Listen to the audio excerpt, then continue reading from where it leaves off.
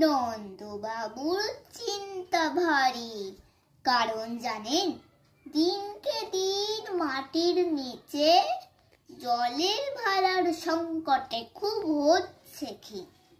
জল বাঁচানো খুব জরুরি, পন্থাটি তার যেমন হোক, নইলে অদূর ভবিষ্যতে জল না পেয়ে মরবে লোক।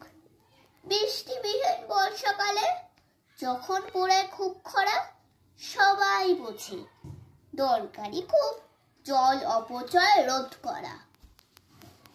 কিন্তু যেবার বর্ষা নামে ভুলেই তো যায় বেবাকজন জল বাঁচানোর গুরুত্ব কি এবং সেটার কি প্রয়োজন।